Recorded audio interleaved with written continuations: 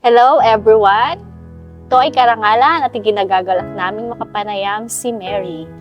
Mary, welcome to Happy Immunity. Mary, you. kumusta ka naman? Ito, okay naman, kahit pagod. Ganun talaga. Day off natin ngayon. Kailangan enjoy natin muna ang isang araw. Ganun. Gaano ka nakakatagal na nangingibang bansa? 7 7 years in 2 months? Yeah. Ilang taon yung anak mo nung ibang bansa ka? Ang basa ko, ano lang siya? 7 years old. 7 years old. Yeah. Dahil ikaw ay nasa ibang bansa at malayo sa pamilya mo, bilang isang ina, paano mo nababalanse yung oras mo sa trabaho at saka sa pamilya mo? Ano lang, kasi ngayon, wala namang ano ngayon di ba? Hindi naman mahirap ngayon ang komunikasyon natin. Kasi sa dami na ngayong, alam mo na, sa cellphone. Gadget, di ba? Ay, tawagan mo, basta like may internet ka lang, laging, walang problema, anytime, makukontak mo sila. Kung ikaw ay papipiliin, ano yung mas pipiliin mo? Yung magtrabaho ibang bansa? O yung doon ka na lang, sa piling ng mga mahal mo sa buhay? Bakit? Siyempre, kung ako papipiliin, siyempre, mas maganda yung sa atin, sa piling nating pamilya, siyempre.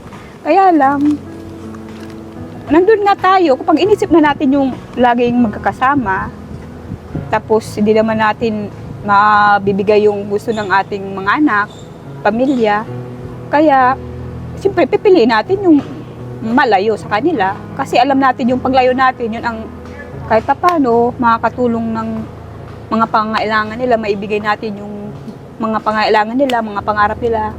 Diba? Kaya, talagang kahit mahirap, titiisin natin na malayo sa ating pamilya.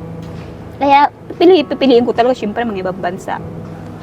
May mga pagkakataon, di ba, katulad yan, malayo tayo sa piling nila. May mga pagsubok, mga dumarating na hindi mo inaasahan. Paano mo kinakaharap yun?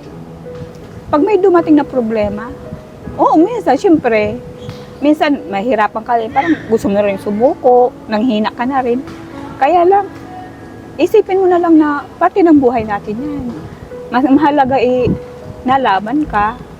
At ang hiligit sa lahat talaga, huwag kang makakalimot sa Panginoon. Siya lang na lagi ang hingan mo ng tulong.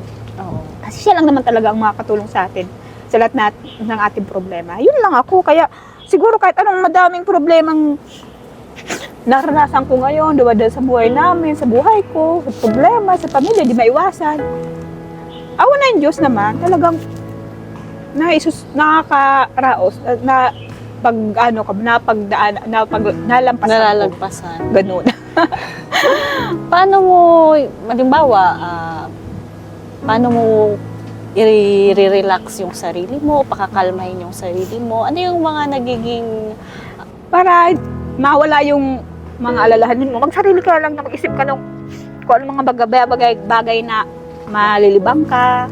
Makakapagpakagaan ng kalooban makakapag-relax mo. ka para paano kahit saglit, mawala yung mga problema mo, stress mo, yung ganun, enjoy, pumunta ka kung saan mo gusto. Parang break muna, break time. Kapag may gusto kang bilhin or may gusto mong kumain, go. Kung alam mo yun ay kahit pa paano yung alis sa stress mo or kahit pa paano sa isang saglit mawala yung problema mo, enjoy. Punta ka sa barkada mo. Kasi Parang ganun lang. stress reliever. Ganun lang. Di mo, kahit pa paano, i-enjoy mo naman yung sarili mo.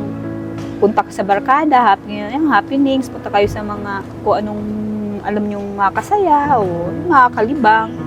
Yun, ganun ako. Kaya, Yung quality time pagdating sa kaibigan. Isa na ring impact na makakapagpagaan ng nararamdaman. Iba rin kasi yung kapag mag-isa ka talaga kahit pa paano.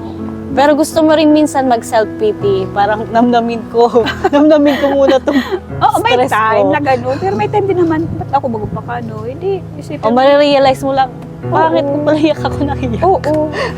Dapat pala, nagpakasaya na lang ako. Punta lang, Huwag kong lubugin yung sarili ko na mas stress na nga ako. In-stress ko pala. In-stress ko pa. So, enjoy. Enjoy Labas. Laban lang. Laban lang. Ganun.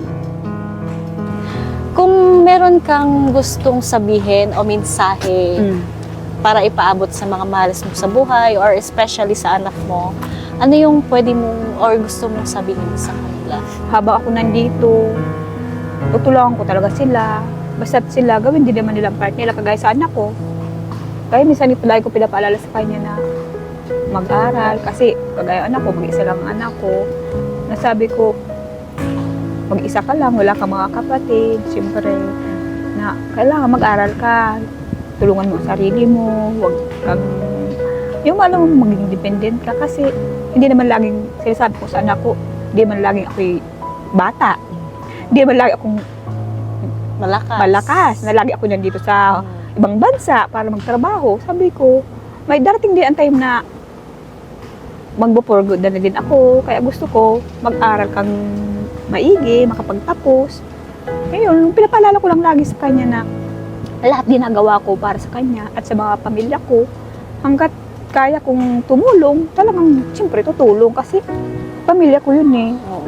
Kaya yun. Kung meron kang gustong ma-achieve sa buhay, ano yung gustong-gusto mong makamtan in the future? Ako sa totoo lang, hindi talaga ako naghangad na yung mga simple lang talaga kasi ako, hindi ako nangangarap na masyadong mataas. Alam mo ba yun? Oo. Yung as long as na ang pamilya ko lang, alam mo na, katulungan ko sila. Ang anak ko makapagtapos. Tapos, yung kung makapag-for good man ako, yung parang may sarili akong kunting pagkakitaan araw-araw para naman hindi ako umasa sa anak ko, if ever man. Ganun lang, pero wala akong pangarap talaga na, ano ba yun? Yung simpleng pamumuhay Oo, lang. simple lang ako. Simple lang mga buhay ko. Yun lang. Hindi ako nangarap na masyadong. Kaya ako nag-abroad dahil gusto kong magpakano, no? Kasi mas masaya na rin naman ako nakakatulong ako sa pamilya ko. Hindi ako naghangad na uling tutulungan ko sila.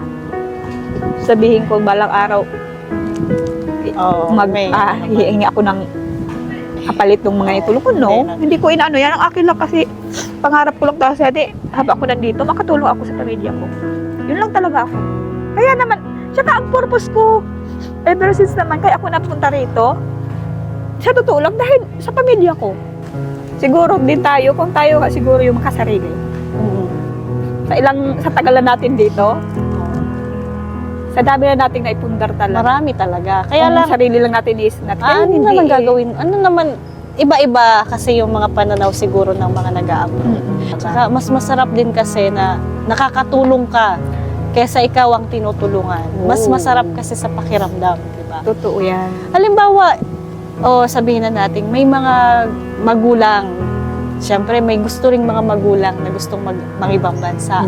Ano kaya yung pwede mong maging advice sa kanila? Kasi dahil ikaw naranasan mo na sa ganyang edad na anak mo na nawalay sa'yo, ano yung pwede mong may advice sa kanila kung sakaling gustuhin man nilang mga ibang bansa?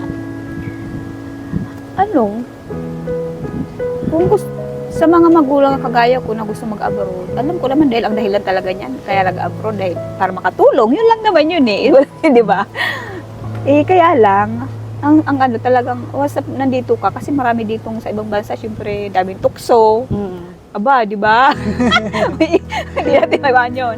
Kailangan mag-focus talaga tayo kung ano yung Role natin. At kung bakit goal kayo natin. pumunta rito. Yun ang unang-una sa Oo, lahat. tsaka sa pamilya talaga, yung tulong talaga sa pamilya. Wag yung, pag nandito na, Wala na, limot na, tapos minsan, naging single na, Oo. aba, Instant na. yan na nasira yung pamilya at nasira na yung goal mo na kung ba't ka nandito. Kaya wag mo kalimutan yun. Tsaka panindigan mo. Ganun lang. Saka kailangan may lakas ka ng loob. Oo, lakas ng loob talaga. Yun ang kailangan mong Gusto baunin. na ko po. Yun talagang Tsaka masabi ko. pasensya. Gaano kahaba at kaiksi ang pasensya mo, Yung lakas yun ng, din ang itatagal mo sa trabaho. yung tiis mo. Kung gusto mong tumagal sa trabaho mo, magtiis ka. Sipag lang at tiyaga. Yun lang. Ayan, maraming salamat, Mary, sa iyong binahaging kwento ng iyong buhay. Dahil ang buhay niya ay istorya din ng buhay natin. Salamat din at salamat din sa inyong programang Happy Immunity.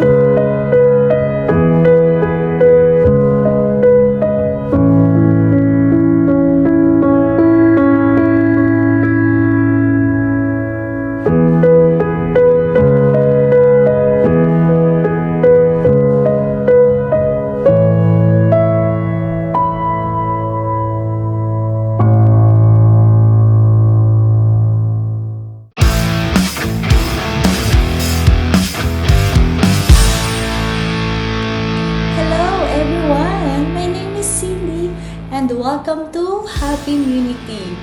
Please don't forget to subscribe and hit the button.